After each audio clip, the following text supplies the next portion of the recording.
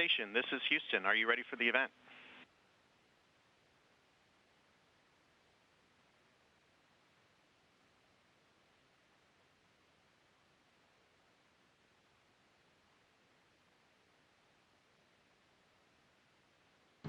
We are ready for the event. Houston ACR, this is Mission Control Houston. Please call station for a voice check. Station, this is Houston ACR. How do you hear me?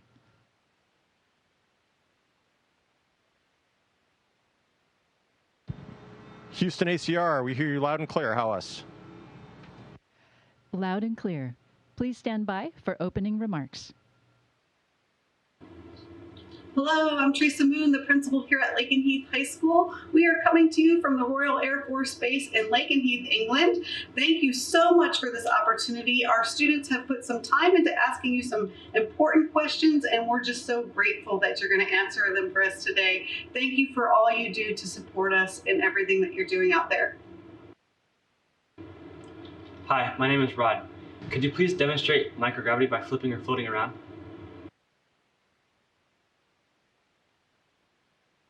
You got it. Here we go.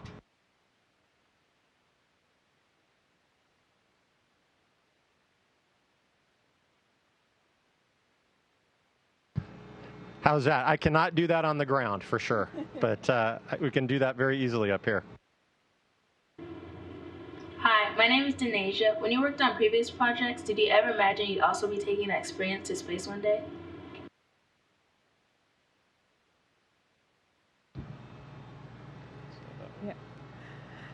Yeah, no, it is hard to believe that this is really happening. It's really real, and that we are up here applying everything that we've learned over the past several years and everything that we've done in preparation beforehand.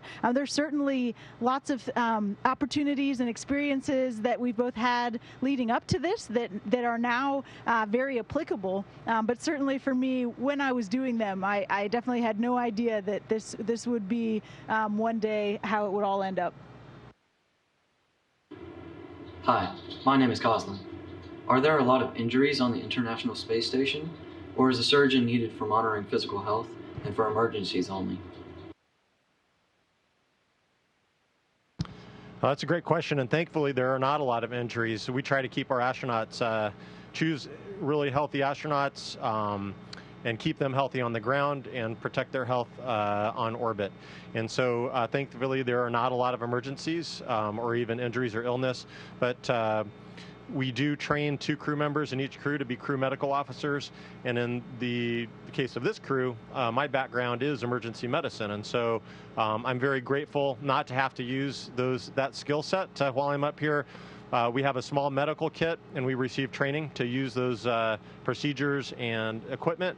But if we ever had a really significant injury, a severe illness, we always have the option of evacuating our crew members back to Earth. Great question. Thank you. Hi, my name is Ashlyn. What is the importance of space travel today, and how do the studies astronauts make help improve our daily lives? It's a great question, Ashlyn, and the answer is there are a multitude of ways that what we do up here can help affect and benefit the lives of people back on Earth. There's lots of examples that we can talk about. One that we like to talk about is our water reclaiming system. So the way that we are able to take the water in that we use up here, that we drink, and then we're able to restore it so that we can continue to use that water the next day. And that type of technology can be used elsewhere on the Earth where clean and abundant water is not available. And so those types of technologies then can be applied in those regions and help provide clean, fresh water. We also are doing lots of experiments that use microgravity as a laboratory environment. It allows us to see things in new ways that we're not able to see them on the ground, particularly when we think about how things like cells operate or how flames work. We are able to see it from a new perspective up here, and that enables us to do research in new ways and come up with new solutions that are able to help us out on on the ground. So we're super excited about all the science and technology and research we're able to do up here in this national laboratory. Hi, my name is Aiden.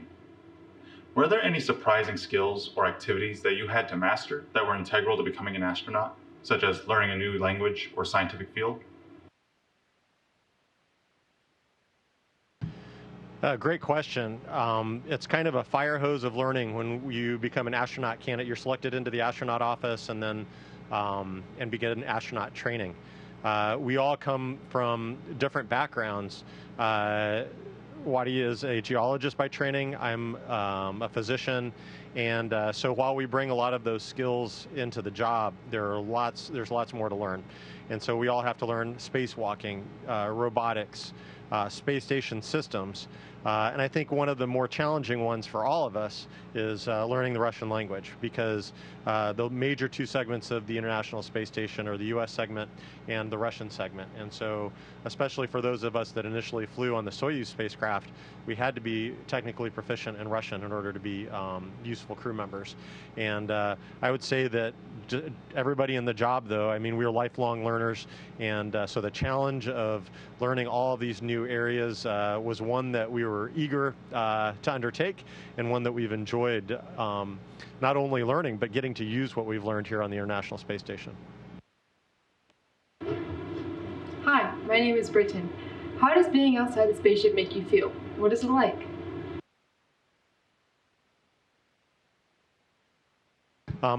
We haven't had the opportunity to do a spacewalk during this mission. On my last mission, I got to do 2 spacewalks, and it is it's almost indescribable. The opportunity to go outside, to be in the spacesuit, which is essentially a miniature spacecraft, sustains us, protects us from the wild temperature swings, and provides oxygen, scrubs, carbon dioxide.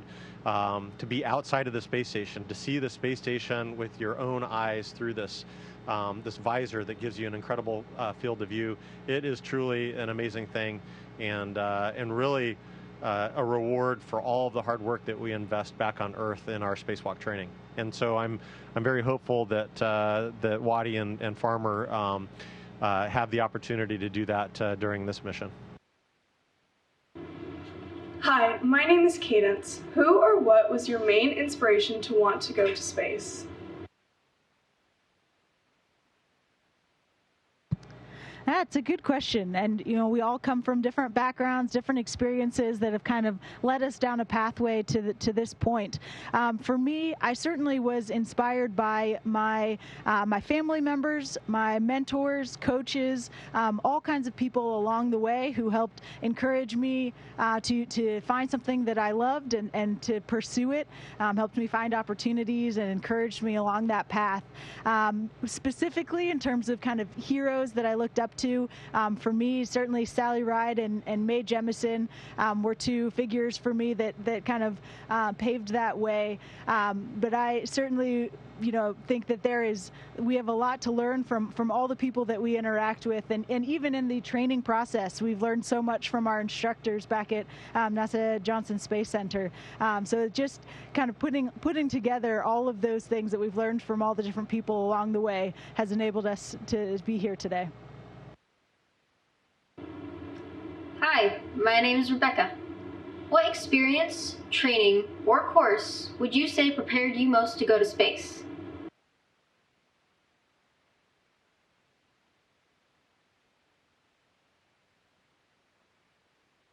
Boy, I don't think there's any one training, course, field of study that prepares you to go to space. I think, we all agree that we pursued things that were interesting to us, things that we wanted to invest our time and efforts into for a career. For me, that was medicine.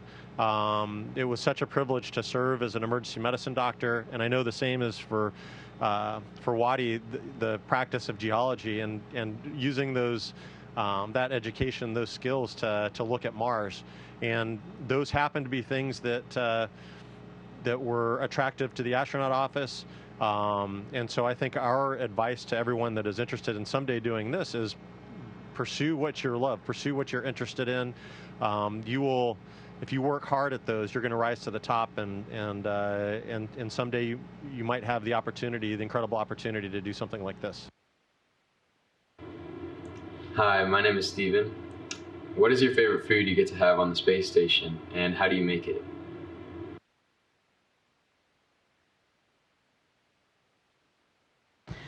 So, I'm glad you asked. Here, we have shrimp fried rice. Let's see. So, this is what the shrimp fried rice looks like when you first get it out of the package. It is all nice and dehydrated and delicious looking. And then when you put some water in there, hot water, let it soak for a little while, now you've got something that's actually starting to look like shrimp fried rice. And so we'll just cut open this bag and eat it right out of here with a spoon. So that gives you an idea of some of the foods that we get to enjoy up here. And our foods come looking like this. So that dehydrated food comes in a white packet, kind of like this. So we've got to read what it says, and then some of our food comes in these kind of greenish envelopes.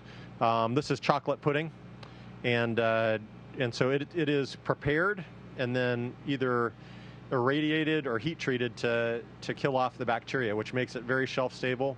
And for those of you who have parents that have eaten MREs, you've probably seen MREs. Our food is very, very similar to MRE food. And then our drinks come in these kind of aluminized pouches, kind of like a Capri Sun. It's got drink mix down at the bottom. We add water to this, either hot or cold, depending on the drink. So for coffee, it's going to be hot water. For this, it's just going to be the cool water. You shake it up, and then you use a straw to drink it. And we've got a lot of variety of food, and we're grateful for the work that the Food Lab has put into giving us a diverse and healthful menu. Hi, my name's Carly. What's one of your favorite memories from becoming an astronaut?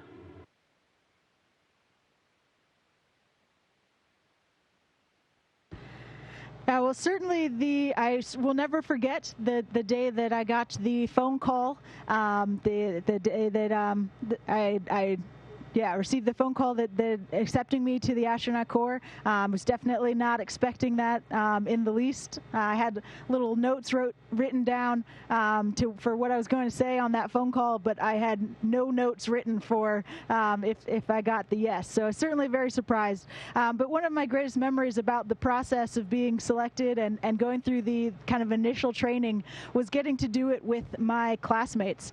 So there were 13 of us total, 11 American astronauts and 2 Canadian astronauts that were selected together and went through training together.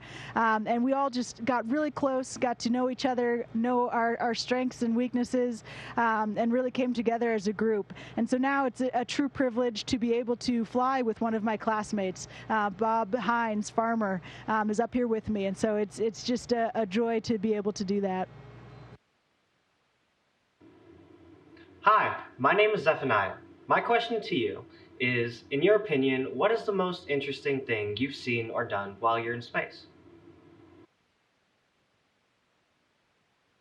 There's so many cool things to see and do up here. Seeing the Earth constantly changing in different lights with different phases of the moon, different weather patterns. I think that is one of the most amazing things. In terms of things that we've done, I have to say, going through the launch process and then having this experience of getting to truly experience what it means to live and work in space, to adapt to this environment and do that on a daily basis, and to be a part of this amazing team that is accomplishing important science to extend our presence in the solar system and to make life better back on Earth.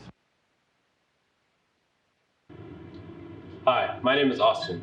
Can you play video games in space, or are there other ways you prefer to entertain yourselves?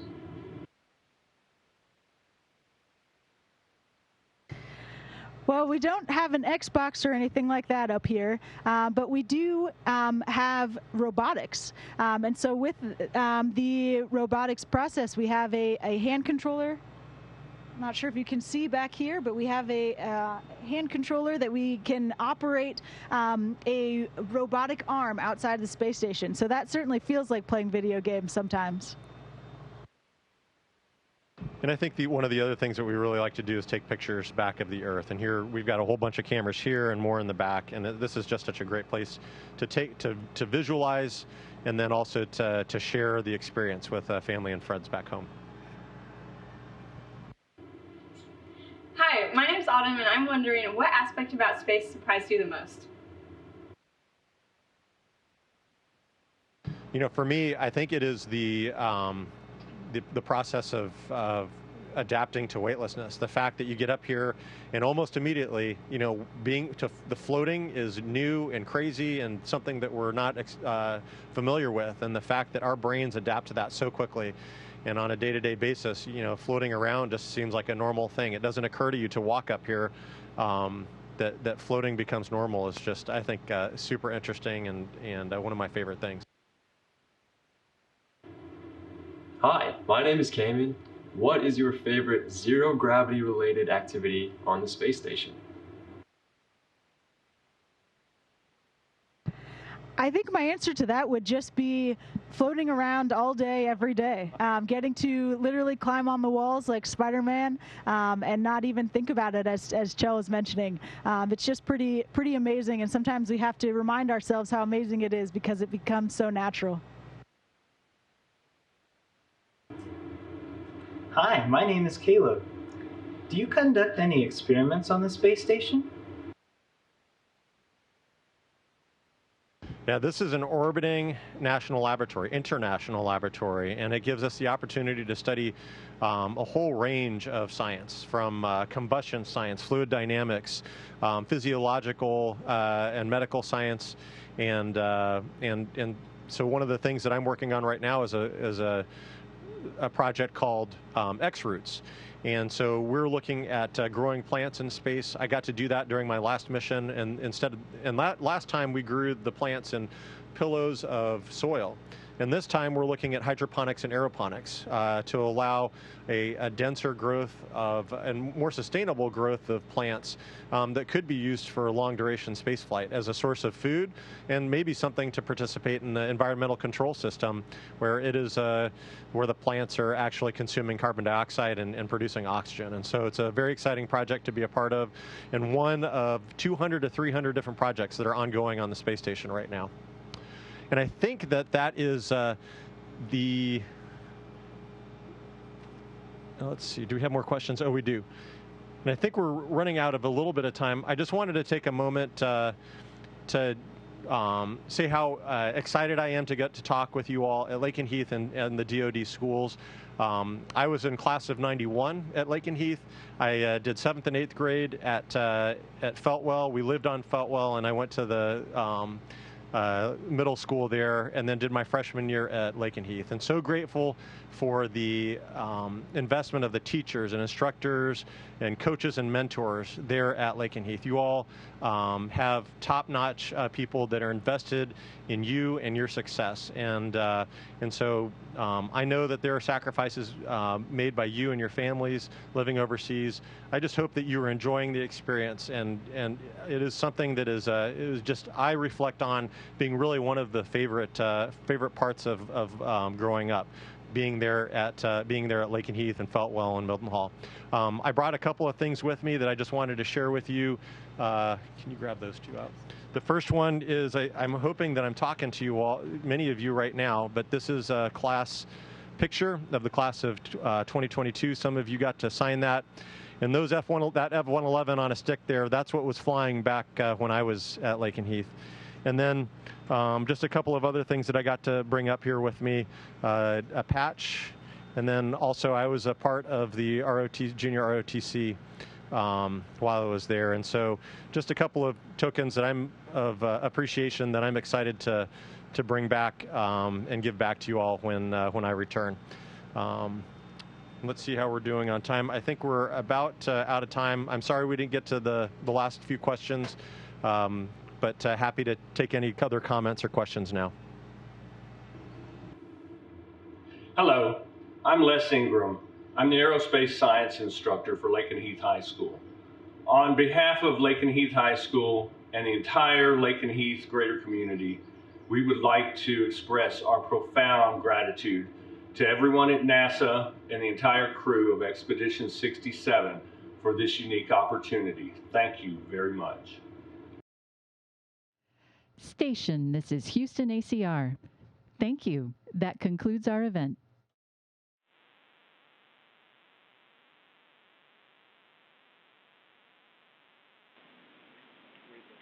Station Houston on Space Ground 2. Thank you to all participants. Station, we are now resuming operational audio communications.